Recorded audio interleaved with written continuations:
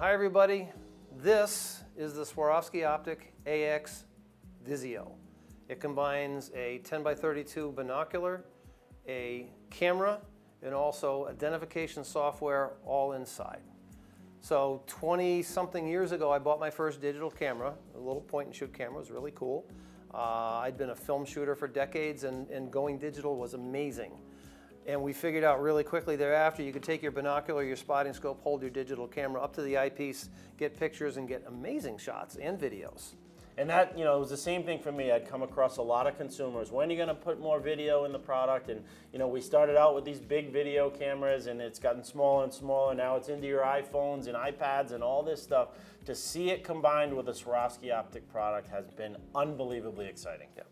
So what we have here is a binocular, a camera, but more importantly, processing software inside. So when you look through it and you take a picture of a bird or a mammal, it will tell you in the viewfinder exactly what you just saw, which is amazing. And that is awesome because if you think about it, we deal with a lot of people that are optics experts. They're in the field a ton of time. Like you know a lot of birds, but you could travel to some other continent, some other location where you haven't spent a lot of time. Yep. So now being able to more easily identify those birds is it's just awesome. And then even for the new person getting into the outdoors that maybe doesn't have a mentor or just wants to learn it by themselves or has to learn it by themselves, this is a great tool for them as well.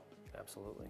And for me, the other super exciting part is you got all these features combined into one product. Right.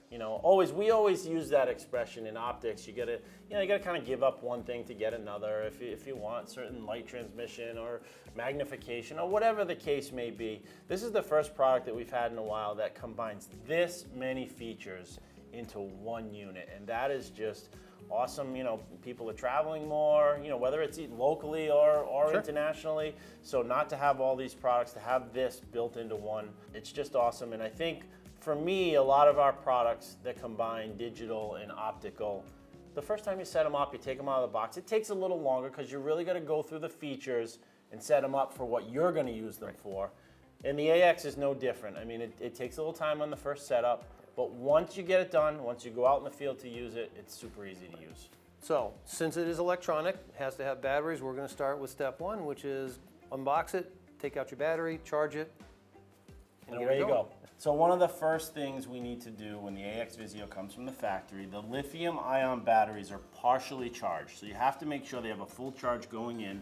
All of the systems come with a charger base and a USB adaptable charger cord. So you plug the cord into the wall and get a full charge. You'll notice once you plug the battery in, you'll have an indicator light. There's 4 lights. When you get all 4 lights lit, that means it has a full charge. But you definitely want to charge the batteries to a full charge before you put them in the binocular. Yeah. From fully dead to fully charged takes a couple of hours, but hopefully you have a spare battery anyway, so that would make sure before you go out in the field, you have a couple of fully charged batteries. Perfect. Now once we have the battery fully charged, you want to put it into the AX Visio. Yes.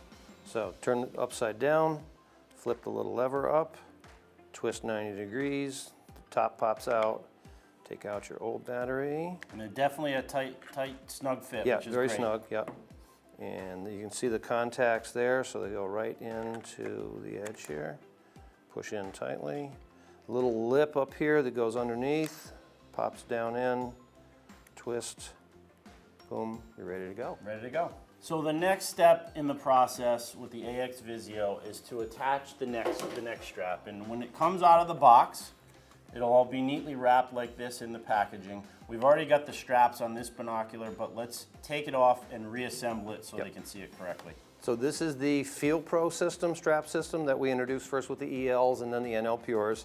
Really quick and simple. Push hard, turn to the right, 90 degrees, pops right off. You have a little pin that fits in the receptacle. You can pop that out.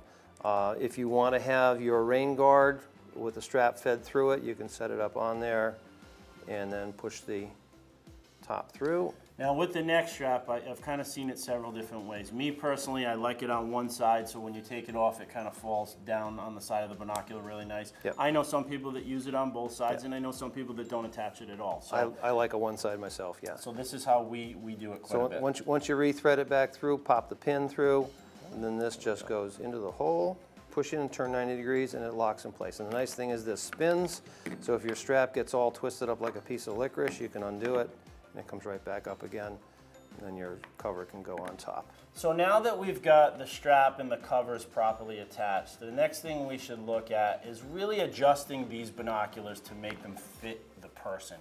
And eye relief is one of those things, sometimes it gets overlooked, but it's very important. And what eye relief is the proper distance your pupil should be away from the lenses to get the full field of view. And everybody's eye relief is a little bit different, right? Whether you wear eyeglasses, whether you don't, the shape of your face, how you hold the binoculars. So there's a lot of factors that come into play. And with these particular binoculars, it gives you a lot of options. From all the way out, if you don't wear eyeglasses, you'll have that full field of view, to twisted all the way in and 3 settings in between. So you've got a lot of options to get that proper field of view and eye relief. And the important part is sometimes if you're all the way out, it's too far and you get a tunnel vision, or if you're too close, you get the blinkies between the two lenses. So it's very, very essential to get it right for your face, your usage. And no matter what distance you're at, whether you got them twisted all the way out or all the way in, your ocular cover will fit back on perfectly. Yep. So one of the other features that we need to talk about to really get the full comfort of these binoculars is having the correct interpupillary distance. Right, and that is opening and closing the eyepieces to match up to the distance between your eyes, because the beams of light coming out the eyepieces should be heading straight into your eyeballs. If it's too wide or too narrow, you're not going to get a comfortable image. And you and I have done enough shows handing binoculars to people. As soon as they put them up to their face, we can tell if it's too wide or too narrow. But it's a pretty easy test. You just put it up there, and if you're not seeing a single circle, you have to adjust it. If it's not like the movies where they always say binoculars are 2 circles. No, you have a single circle. Yep. So and everybody's face is a little bit different, so everybody's going to have a slightly different interpupillary distance. Exactly. That's correct for them. Exactly. So the next feature that we need to adjust with the AX Visio is the diopter correction. What is diopter? Everybody's eyes see a little bit different from their right eye to the left eye. So the diopter correction allows you to adjust for that difference. Now, it's a little different in an electronic product. Sure. Now, if you wear glasses, your eye doctor has hopefully evened out your vision, so technically you should be at 0. But with this one, since the electronic readout is through the right side only, you first want to make sure that you can clearly see the readout, making the diopter correction there, and then the rest of the process will get it back into your, for good vision. And one thing we want to make sure of before we start is that your diopter correction, which is right on the eyepieces themselves, are both set at 0 to begin with. So once we have them set at 0, now we're ready to turn on the binocular and complete the process. Right, so the button up front, universal on-off switch, push down and hold. You're getting a light turning on. When it goes green and stays on without flashing, that means you're fully on. And then you're ready to start setting your diopter for the readout side.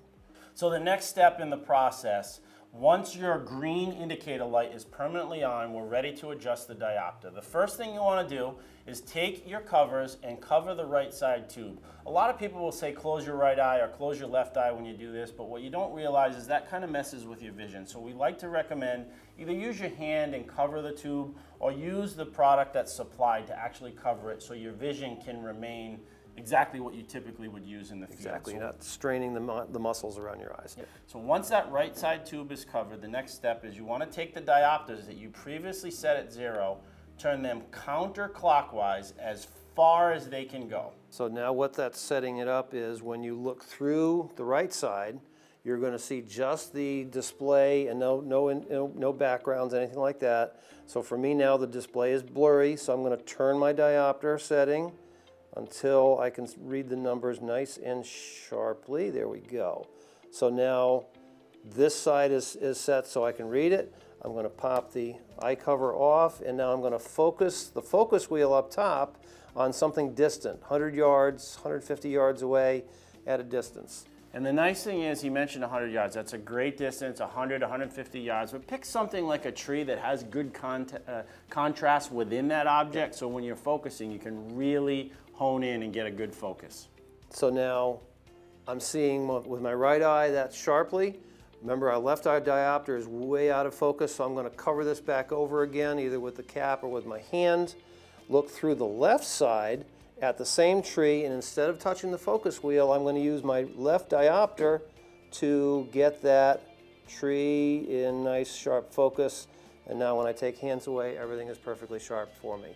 And now I can use my focusing wheel for far and near, and everything is good, plus I can see the readout perfectly clearly. So once you complete this process and everything's adjusted, if you wanted to shut the binocular down until you're ready to use it, you just press and hold that on-off button for 3 to 5 seconds and the LED indicator will go off. So one of the next things I'd like to walk through is really a physical feature of the binocular. If you look at the binocular itself, you'll see these 3 buttons on the front. So let's kind of walk through what each button does in the functionality of the binocular. So the one up here, that's a universal symbol for on and off. So push it up, push it, hold it down to turn it on, hold it down for 5 seconds to get it to turn off. And that's pretty much all it does. If you haven't used it for a while, it will go to sleep. You pick it up, all you have to do is tap on it and it comes back on to full operating. Second button is a little arrow, and this allows you to, when you're in a mode, so like I'm in bird photography, I have 2 circle sizes, a big one and a small one. Push this to cycle back and forth between the cycles, the sizes. If you're in mammals, you have squares, you have 3 different square sizes. Use that to cycle between the different sizes of the boxes that you want to put your subject into. Last button, the circle, which is up top. And this one is a little more raised, so you can tell by touch when you're looking through it, you can still tell which one you're on. This is your shutter button, and just like most of our cameras nowadays, if you push it halfway down, that engages the autofocus, engages the auto exposure, and usually in the viewfinder it'll show you that you've got it. Give a little symbol. And then you can push farther down and it takes the picture. And it's a pretty easy to tell the differences between the halfway down and the all the way down. So there's a little stop there. So, and that's it. It's 3 buttons and everything works. So once you have everything adjusted to your specific needs and you want to go out in the field to use it, the proper way to turn the binoculars on and off, when you're going to turn them on, you go to the on-off button. To turn them on, you'd press and hold for 3 seconds. You'll see a yellow indicator light come on, and then the indicator light will blink green for about 30 seconds and then go solid green, and you're ready to use it again. Yep. In the evenings, if you want to shut the binocular completely down, you'll go back to the on-off button, you'll press and hold for 5 seconds, you'll see the indicator light will turn yellow. As soon as you see the yellow, you can release your finger and the binoculars will shut off. Yep. During the day, I keep mine on all the time. It will go to sleep if you don't use it for a period of time, so that way saves your battery, and all you have to do to get it back from sleep when you pick it up is just tap on the on-off button and it comes back on. I've found that the battery goes pretty much the whole day without having to change it, but I do carry a spare just in case. So the next feature we want to discuss is what we're really excited about. Yep. It's this mode selection wheel that allows for all these functions on the binocular. And the first place we want to start is the Merlin Bird ID. Right, so Merlin Bird ID is the photo ID program that you can get on your phone, but here it's completely enclosed inside the Visio itself, so you don't have to have any other device with you. It'll still see stuff and give you identifications. 10,000 species worldwide are in here, which is completely amazing. Which is great for us, right? And from a consumer perspective, we've got a lot of people that are diehard birders, Yeah. right? And even just general outdoor enthusiasts. But this is also great for someone who's just getting into it, that doesn't really know all the birds out there, know all the mammals. So this particular feature, especially the Merlin ID, is such a well-received Well, even me, who knows a lot about North American birds, if I travel to Australia, everything's new. And if I don't have a guide to tell me what's there, this thing will. I mean, I get a nice shot, it'll tell me what all I'm looking at. So turn it to the Merlin, and you'll see, looking in the view, you get 2 circles, a large circle and a small circle. You're going to line up the bird inside the circle and fill the circle as best you can. So if you're you can select Right. the size of that circle, right? Push Depending on how close or far away you are from the bird. push the arrow to get the big circle or the little circle. So like a great blue heron or something, you probably want the big circle. A warbler up in the tree, you probably have to push this to get to the smaller circle. Once you see that, you hold your button halfway down. That turns on the autofocus. As soon as it focuses on the bird, the system starts to analyze what the bird is. And you'll see it on the 4 segments of the circle, Right. where they'll start to light up a little bit more Yep. as it's making that Yep. selection. And it even gives you the percentage. So once you see all 4 segments, push the button in, release, and it takes the shot, and hopefully it got the right picture, and it'll read out on the bottom what it was. So yesterday we were at the beach, we had a bunch of seagulls standing there. Well, I put it on the button, pushed it down, and it said herring gull. Beautiful. So it actually gives you the name of the bird. Tells you what it in is. the viewfinder. Yes, which is really cool. It can also say bird not identified if it didn't get the right look, and then you can take another shot and redo. And for me, the nice thing is the navigation of all this is really simple, really quick. Once you get everything set up with this binocular and this product, it's really easy to use in the field. Yes. Uncomplicated, you only have 3 buttons. That's a really good thing. So the next really exciting function for us is the mammal ID software in here. And same as we did with Merlin, you can also do it with the mammals. Right, and this is for mammals in Europe and North America. So I think it's 300 and something species, and it's everything from moose and elk to chipmunks, everything in between. And it's the same way. Once you select the mode button, which is the little squirrel there, you'll look through the binocular itself, and you'll have 3 different options here on the size of the square to identify the mammal. Again, using the arrow button to choose between the sizes, and you want to obviously try and fill the square as much as possible with the subject. So if you're a Yellowstone and it's a bison, you're going to get the big square because he's pretty close. If you're trying to catch a chipmunk or something like that, or a flying squirrel, you might have to go to the smaller square. And everyone's going to be a little different. Like you said, you just got to kind of gauge it, but try to fill the square or the circle with the Merlin ID with as much of the mammal as possible. And then the process is the same. Push the button down, and then push all the way to get the shot and get the identification. Yep, and what you'll see, once you push the button halfway down, the squares will start to light up as it's making the identification. Once they're all lit up, then you complete the press, release it, and it will give you the mammal that's in the viewfinder. And again, you know, we talk a lot about experts in optics, and we have a lot of them here at Swarovski Optic, but you know, this is a great feature for someone just getting into it, for like you said, traveling to Yellowstone, going to places you may not have traveled before to see animals. You kind of know what they are, but really to get that identification, it's a great feature on this product. So the next function on the AX Visio, which I know you're excited about, is the fact you can use this product as both a still camera and a video camera. Yep, exactly. So when you go onto your mode dial, choose the camera, and that puts you into camera mode. So now look through it, and it'll start out in stills. So push the button halfway down, starts the autofocus. It'll give you a visual indicator in there that the focus is locked and that everything is good. Push the button all the way, and it takes the picture. And that's assuming that you'll be pretty close focused at this point, because you've already found them through the binoculars, used the center focus, and then you can use that button. If you want to do videos, then use the mode, the arrow button to cycle between still or video. And once you're in video, just like a video camera, push the button to start the video going. Take your video, however long it is, push the button to stop it. And that's the great feature, right? Whether it's a still photo or a video, it stores it in the binoculars. And we'll get into a little bit later how to download the images from your binocular to your smartphone. But for me, it's everything about this binocular. That's what makes it so great. I mean, obviously we talk a lot about people that are in the field a lot, doing a lot of birding, a lot of hunting, whatever it is. And the Merlin ID, the mammal ID, that's all great. But you could be on a family vacation, you could be at the lake, you want to get a nice image of the boat across the lake. Sure.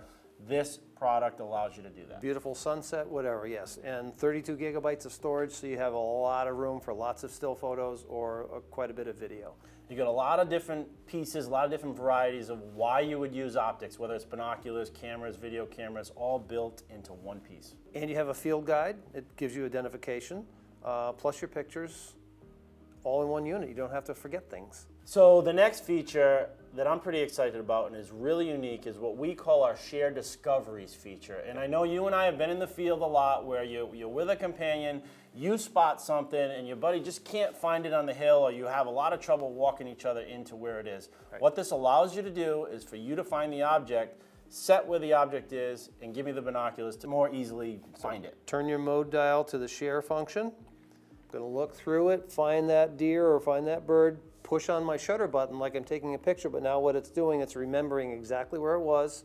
I'll hand the binocular over to Dean. Now keep in mind, I can't walk 10 feet away. I've got to be able to be in the same vicinity looking at the same line, and for 60 seconds, it gives me arrows left, right, up, and down, and diagonal to walk in and find that same object that Clay was looking at. This is a unique feature that only the AX Visio has.